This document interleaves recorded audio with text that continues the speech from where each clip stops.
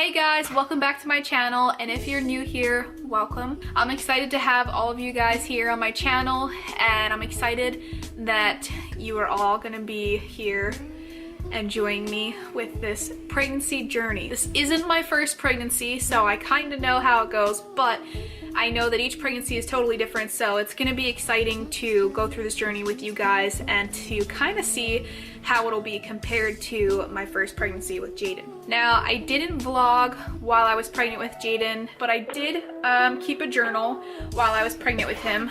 This one right here, and I'm sure you're looking at it like, why did you pick that design? Well, when I was pregnant with Jayden, we were living in Belize, and I didn't have many options, so this looks more like a wedding journal than anything. But it's not. I use it for for pregnancy updates and stuff and keeping track. It's interesting because I actually bought this when I was pregnant my first time, which ended up being a miscarriage, which I haven't talked about on my vlogs. Well, I haven't talked about it much. I think I just addressed it for the first time in my video telling my husband I'm pregnant. But if you guys would like me to go more into detail about the miscarriage or kind of like what happened and stuff, let me know in the comments and I will make that video. I'm sorry if I'm gonna be like all over the place with this video, but my mind, prego brain, it's all over the place. So I'm just gonna apologize in advance. Anyways, I was talking about this journal. I was tracking things from when I was pregnant the first time around with my miscarriage, and then I also have everything written down for every week and all of my doctor's appointments and everything with Jayden, even down to my labor and delivery. So it's really cool to have this to look back on and to kind of compare a little bit, although I know every pregnancy is different, but actually so far this pregnancy has been pretty similar to when I was pregnant with Jayden. If you guys are interested, what I could do is in my update videos, I could read my journal entry from when I was pregnant with Jayden, and we can kind of go over how it was with my pregnancy then and how it is now and kind of see if it's really similar. To jump into this whole video, I'm sure a lot of you are probably looking at the thumbnail picture, looking at the title and thinking, okay, she's 13 weeks. Why is this the first update that she's making? Well, that is because a tiny bit of it has been procrastination, but most of it is basically because I've had a very easy pregnancy. So I don't have a whole lot to update on, honestly. I'm not one that struggles with nausea or vomiting or anything like that, and I just haven't really had a whole lot of symptoms, so I just felt like if I did make an update video, it would probably be like 2 minutes long of me being like, well, I'm pregnant and I have cravings, I have food aversions, but not much going on. But I will give a little recap as to how I was doing up until this point. When I found out I was pregnant, I was 4 weeks and 3 days, I think. It was pretty early, and at that point I hadn't really had any symptoms. I want to say maybe within that next week is when the nausea came a little bit. It was only because I wasn't eating frequently enough, and then if I ever did feel nauseous, I would just eat a cracker or something light and the nausea would go away. So it was very controllable. So I'm very blessed to not have to deal with that. That's kind of what I dealt with in the beginning. Then the food aversions came. Those hit me pretty bad. That and the cravings. That's one thing for sure, is I noticed I have more cravings this pregnancy than I did with Jayden. This pregnancy, it was like, I want this food and I want it now. My cravings were all over the place. And so were my food aversions. I meal plan, and I kind of had my meal set for the week, and when these food aversions hit, I could not stick to a meal plan because I didn't know if I was gonna be able to tolerate that food that day. One day I was craving beef and I couldn't stand the thought of chicken, and the next day I wanted a chicken meal and I couldn't stand the thought of beef, so it was really weird. My food aversions were probably the biggest symptom that I've had to deal with, so I really can't complain. And I have to say that's about it. I mean, that's all I pretty much remember from the early weeks. Like I said, this has been a super easy pregnancy and I really don't have a whole lot of symptoms. And that's why I waited until now to make my first video. Plus I was waiting to have my first appointment because, well, I figured I'd have more information then. I had my first appointment about 2 weeks ago, which turned out to be an hour and 45 minutes long. Consisted of paperwork, more paperwork, and more paperwork. I'm assuming it's just because I'm new to this place that I'm having my appointments at, and so they have us watch like an introduction video and stuff like that. And then it was also like a pregnancy related video that tells you how your diet should be, how your exercise should be, all of that stuff. A lot of information, a lot about the tests that they would be wanting to do throughout my pregnancy. It was a whole lot to process afterwards. And then they scheduled me for my first ultrasound the following Monday. Monday came around, I went into the office, I checked in, and my appointment was for 6:30, but I was told I had to wait extra long because there was one lady that had scheduled an appointment, but one of the nurses had forgot to put it in the system. So she showed up for her appointment and they were all surprised because they weren't expecting her.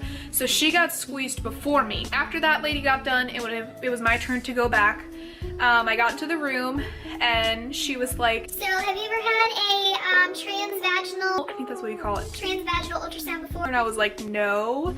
And she's like, Okay, well, you know, you're going to be getting one of those ultrasounds.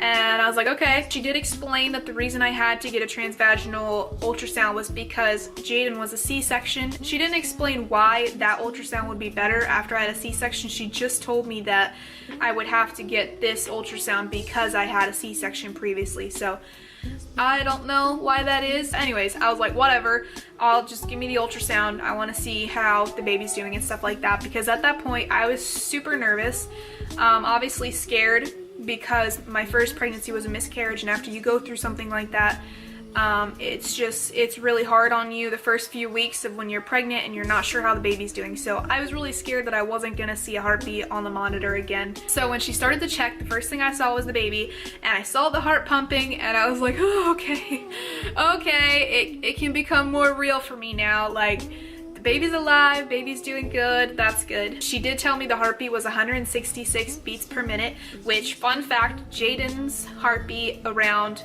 that time of my pregnancy was 165, so they were like 1 beat off. She measured the baby, and she did say the baby was measuring 7 days bigger.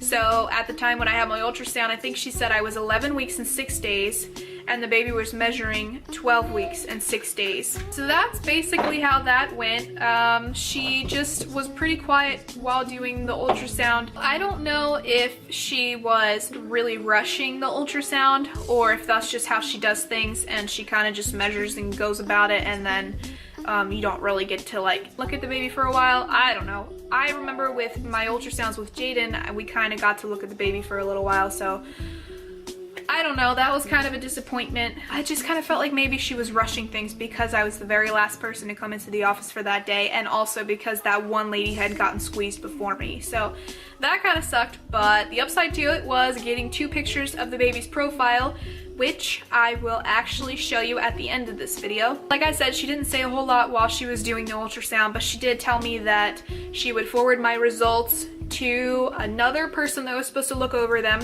and then they would send that to the lady that was going to be doing my next official appointment, which was going to be that Thursday. I went in for that appointment, which I would consider my actual first appointment, because this one was actually going over all of my health history, talking about my pregnancy with Jayden and my labor and delivery with Jayden. I had to have a pap smear done, and I also had to have the routine breast check, which I guess is looking for lumps and stuff for breast cancer, I'm assuming. She also did a pelvis check, and so we did all of that. When she was going over all my results, she said my blood test results, which I got at my very first appointment, the one that turned out to be all paperwork. I forgot to mention I did actually get some blood taken then. She told me that all came back good. Oh, she also addressed the ultrasound thing.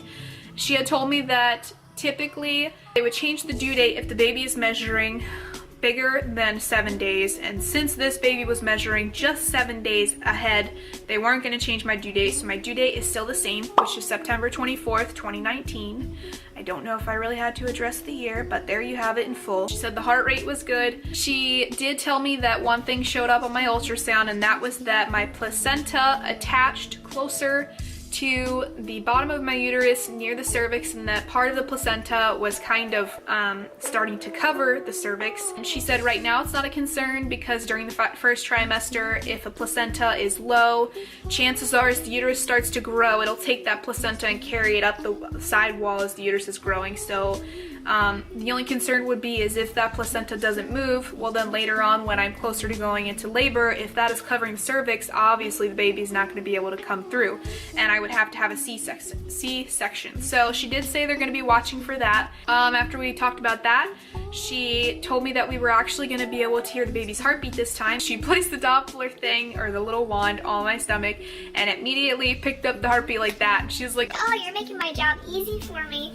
And so she measured the baby's heartbeat, and it was 144 beats per minute, which I thought was low. She said it's good, it's in the normal range, but I don't remember Jayden's heartbeat ever being that low. So that's pretty much all the updates and info that I have leading up to this week right here. Not a whole lot of symptoms these last few weeks, besides just a lot of cravings, a lot of peeing, and that's pretty much it. Once I found out I was pregnant, I downloaded 2 pregnancy apps. One of them is What to Expect, and the other one is the Ovia, I think you say Ovia pregnancy. And I like having 2 because I like to compare them. They usually have different measurements and stuff like that, and so it's a lot of fun to kind of go between the 2 to see what's going on with the baby, what's growing, and how big the baby is. They usually always compare it to like a vegetable or a fruit, or you know, some produce you've never even heard of before. I think a couple weeks ago they said it was the size of a kumquat, and it's like, what's a kumquat? Like I don't eat those on a regular basis. Can't we stick to like the most common foods? I mean, unless I'm the only one. Do you guys eat kumquats or kumquats, or I don't even know how you say that. So this is the Ovia app, which I like using. And it says this week, oh, is it gonna focus? It says this week the baby is the size of a hot jalapeno, which is interesting. It also shows you a little profile of the baby. It also shows you like the hand size estimate of what the baby's hand is now compared to what it'll be after birth. And it also does the same for the little foot. So I like that app because it has those little updates. I think it's just super cute. And then the other app that I use, which is What to Expect, I feel like this one has more information on what all is growing. This is the layout for What to Expect. Up at the top it shows you that it says this week the baby is the size of a peach, which is approximately 3 inches long. And so that's cool. This one actually gives me a measurement, says approximately 3 inches long, which is a lot easier to kind of picture. So I like that they do that. It said that this week there's going to be 3 major things that will be happening with the baby. First thing is that it says the bones will be forming in the baby's arms and legs. Second thing is it says that the intestines are going to be moving from the umbilical cord, which is where I believe they developed. They're going to be moving from the umbilical cord into the baby's abdomen. So that's interesting. Like, that's one thing I can't wrap my mind around, the fact that like the intestines and certain things grow in the umbilical cord and then they move from the umbilical cord into the baby. It's just, it's hard to process. It's interesting. And then the third thing that will be developing this week are the vocal cords. So it's really cool to go between these 2 apps and just learn about what's developing, how big the baby is, what the baby looks like, and all that kind of stuff. Just a side note, I am not sponsored by these apps. It's just 2 apps that I really enjoy using while I'm pregnant. Anyways, that's pretty much it for this update. Please leave a comment below. Let me know if you want to see these updates weekly or every other week. I want to say I'll do them every other week, but if you guys want to see them every week, then I will do them every week. And also leave a comment down below. Let me know if you'd be interested in hearing Jayden's labor and delivery story. That's a wrap on this little update video. I hope you guys enjoyed it. If you did, don't forget to give it a big thumbs up, comment down below, and subscribe if you're interested in following my little pregnancy journey. Thank you for watching, and I'll see you guys in my next video.